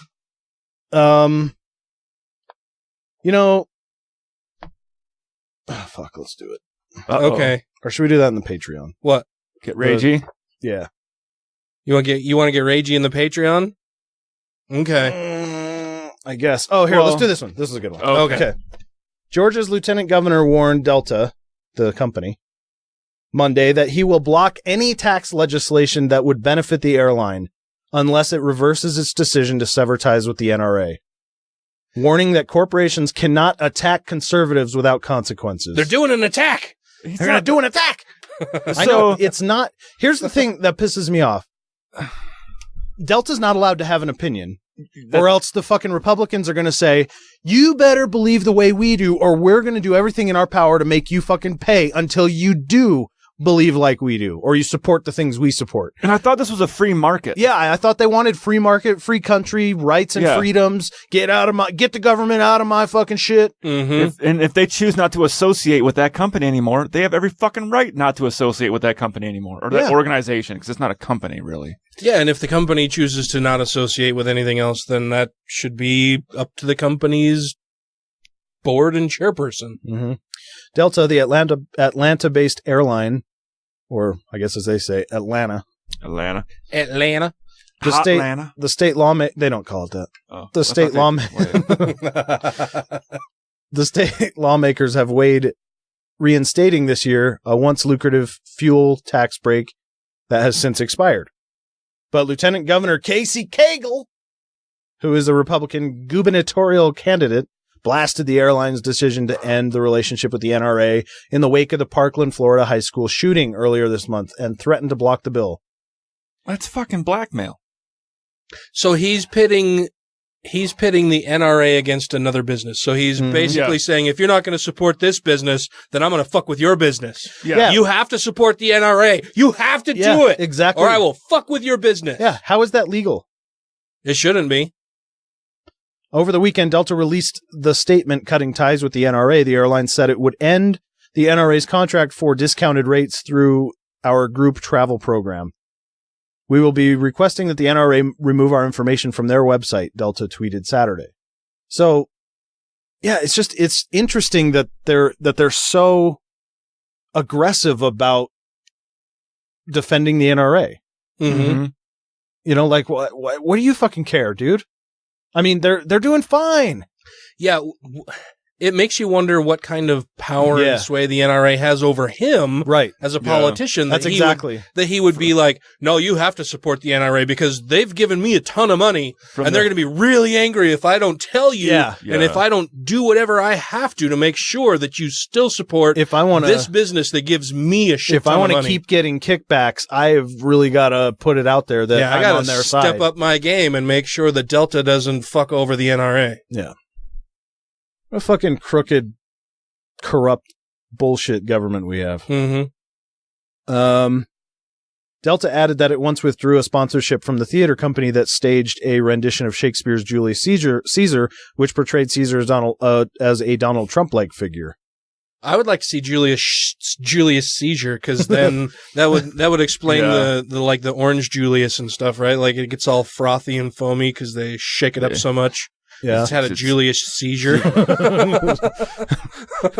you like the small or the Michael J. Fox? Shaking my head. I like Michael J. Fox. So do I. You said that last time I made a Michael J. Fox joke. Delta supports, this is another quote from Delta, that they support all of their customers, but will not support organizations on any side of any highly charged political issue that divides our nation. But Cagle's warning to Delta reflects a stance some state lawmakers are taking in the aftermath of Delta's decision. If Delta is so flush that they don't need NRA members' hard-earned travel dollars, it can certainly do without the $40 million tax break they're asking Georgia taxpayers for, said former state Senator Rick Jeffries, a candidate for lieutenant governor who voted in favor of the tax break during his time in the Senate. Delta isn't saying that they don't want conservative patrons. Well, as a matter of fact, the deal they had with the NRA was NRA members got deals on flights. Right. And so now they're going to get more money from those people because they're not going to give them the fucking deal anymore. So and if he views it that way, then when Delta was supporting the NRA, they're saying they don't want liberal customers. Right. Like either way, you know what I mean? I mean, I'm sure he's fine with that. Oh, I'm sure he would be. Yeah, I can respect Delta's position of, look, this is just way too politically we're just hands charged. Off. We're not going to deal with this. Right, but it's just another time. It's just again where conservatives are unable to turn the argument around. Yeah. They can't do it. Yeah. They can't do it. They can't think, oh, well, if I was on the other side, I'll never be a fucking liberal. And I will force you to do what I want you to do and to act in a way that I want you to that aligns with how I believe. Fuck everybody else because I don't care about them, but you have to do what I want you to do. Small government. Yeah. Like, fuck you, Delta. I'm going to go fly American Airlines, who has never had any dealings with the NRA. And Obama was an executive order government overreach dictator. Yeah. Sure, right. United Airlines also notified the NRA they would no longer offer a discounted rate for the NRA's annual meeting. Good. So good. Fuck the NRA. I saw Dana Loesch out making the rounds on the Sunday programs defending the NRA and just spouting lie after lie after lie and being just a generally shitty, terrible, awful fucking human being. And Tracy walked into the kitchen while I was watching it and getting lighting switches prepared and everything. And she's like, ooh, she's pretty. And I'm like, yeah, she's got a nice exterior, but inside is all fucking evil and darkness. She's a rotten, horrible fucking human being. I do not like Dana. And I told her, I'm like I'm just waiting for Dana Lesh to trot out her line that she said previously about, and I've played it on the show a few times, Dana Lesh's quote about these tragedy dry humping whores who are using the deaths of their children to push an agenda. To push their own political agenda. And it's like, you fucking rotten piece of shit. So, yes, why don't you people stop supporting policies and candidates who want to lower the criteria and let every Tom, Dick, and Harry from every hotbed terrorist activity cell around the world into the United States? Because we've kind of had about enough of it. I'm really tired of hearing people attack the NRA. You know, I had a fender bender in a Taco Bell parking lot one time, and I didn't call AAA and go off on them and accuse them of being responsible somehow for this. It is sickening to me that we have an administration that promised to keep Americans safe, and they haven't kept Americans safe. We've had beheadings in Oklahoma, a terror attack in San Bernardino, a terror attack in Boston, a terror attack at the Naval Yard, a terror attack in Chattanooga, a terror attack at Fort Hood, and every single one of these people were showing signs, exhibiting something. But our blessed government, the government that says it's going to protect you, its number one job is to keep Americans safe. They didn't do it. And now they want to make sure that you're not able to protect yourself and pick up their slack. I have a problem with this. I have kids. I have a family. I also value innocent life. I value my life. And I have a major problem with this. I also have a major problem with all of these tragedy, dry humping whores. I do have a problem with them, and I'm not watching my language because it's about time that somebody call you out for what you are. You sicken me. If there were a hell that anybody should go to, Dana Lesh would be right up toward the top of my list of people who should go there. She's a terrible fucking human being. Michael J. Fox and then Dana Lesh. But I like Michael J. Fox. I do too. we got shake. Not a whole lot of time left. You got a short something? Sure I do. Short something. A short something. Well, not that something, but like an article. Yeah, this will work.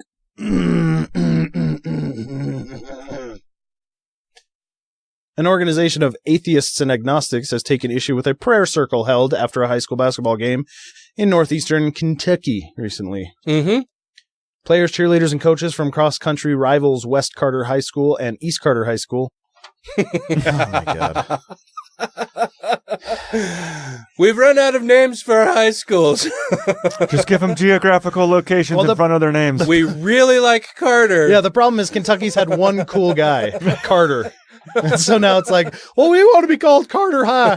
We are Northwest Carter High. Oh, we're already Carter High.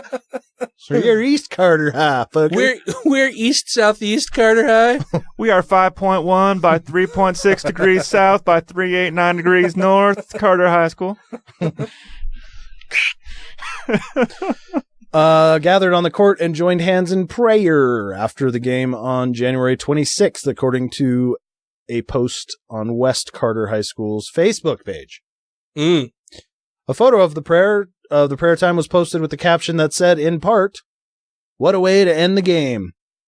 Hashtag Comet Pride. Hashtag We Are Carter Country. I'm guessing this is a public school. Yes. Yeah, you can't fucking do that. Uh-huh. The Freedom from Religion Foundation issued a news release Friday asking that school employees stop praying with students and saying the school shouldn't be using its official page to endorse religion.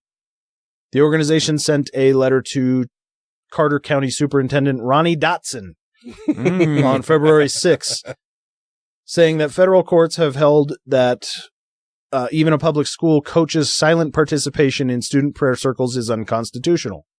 These coaches' conduct was unconstitutional because they endorsed and promoted religion while acting in their official capacities as school district employees, the letter states. It further argues that the posting on the West Carter Facebook page constitutes an endorsement of religion which violates the Establishment Clause. Quote, we ask that Carter County Schools commence an investigation into the complaint alleged and take immediate action to stop any and all school-sponsored prayers occurring within any district athletic programs, the letter states. It also asks that the district remove any posts on the district's social media pages promoting religion and make sure the staff members responsible for the post are counseled that such conduct is not to be repeated in the future. The letter states that a concerned local resident reported the prayer to the organization. As of Tuesday night, the photo was still visible on the West Carter High School Facebook page. The prayer circle was held just days after the school shooting that left 2 students dead at Marshall County High School, and about a week after the 25th anniversary of a school shooting that left a teacher and custodian dead at East Carter High School. So both schools have had shootings at them? One was Marshall County. They didn't much care for Carter. The Carter shootings. They liked Marshall instead. Oh, right. We are Marshall. And the other one was East Carter. Good thing I go to West Carter High School. We ain't got no shooting yet. We had a slingshot shooting one day. Doesn't affect us down here. Well, thank you all very much for listening this evening. I want to make sure that we thank our Patreon supporters. Before we do, I want to remind everybody that this is episode 196, which means we are but 4 episodes shy of number 400. 400, yes. Woo! We're 4 episodes shy of episode 400. This is episode 147. Episode 200. That will be coming up this month. Yeah. Yeah. Well, March. By the time listeners hear this, it'll be March. It'll be this month. And so, if you would like to promote something on the show, congratulate us on the 200th, both, that would be awesome. We would love to play your clip for us that you would send in to us at GodlessRebelution@gmail.com. If that is too difficult for you, you may also send it to us on our Facebook page at facebook.com/GodlessRebelution. Send us your congratulations, thanks, heartfelt, what have yous. Or just say fuck you. And feel free to promote whatever you'd like while you're saying fuck you that we'll play during the show sometime. But we'd love to hear from you, our listeners, and from other shows who want to promote your stuff on this one. That would be awesome as well. So send those in to us right away so that we can sort through them, get them cataloged, and ready to air during episode 200. That should be a whole lot of fun. I look forward to hearing from all of you, or at least some of you out there in Listenerland. I want to make sure that we thank our Patreon supporters. That would be Michelle Short, Christy Kalbach, Camille Borowski, Numania, Alan Firth, Atheist, Larry Wilson, Dr. Dan Metz Boss from the 2SE podcast, to whom we pledge loyalty, Janet Uter, Let Them Eat Kofefe, Stephen Andrews, Marius Kotbuchakowski, Rob Otto, Vanessa Lowe, Utah Outcasts, Tim Jacobson, Matt Tuller, Megan Kennedy, Andrew Vodopich, Brandy Hamrick, Jeremy Goodson, Angelica Pearson, Wesley Aaron, The Purple Dragon, and Taylor Grin. Thank you all very much. Yes. We really, really appreciate it. If you would like to become a Patreon supporter, you can do so by going to patreon.com/GodlessRebelution, where you can pledge as little as $1 per episode to hear bonus episode stuff and extended episodes and extended outtakes, all kinds of fancy fun stuff. You can go out there and see all the different rewards that we have. Thank you all very much for listening. And so until next week, crucify people who don't use the Bible as correctly translated. Grab your Gilgamesh and leave a review. Rate the show 5 times a day toward little seizures. When they did the heavy lift rocket, they because usually they've been landing them out in the ocean on a barge, on that remote control drone barge. Yeah. But this one, they landed them on land, on 2 pads that weren't that far apart. So the one camera angle caught both of them simultaneously landing at the same fucking time. Simultaneously at the same time? I had to double it up because it was fucking crazy. I like how we both said that simultaneously at the same time.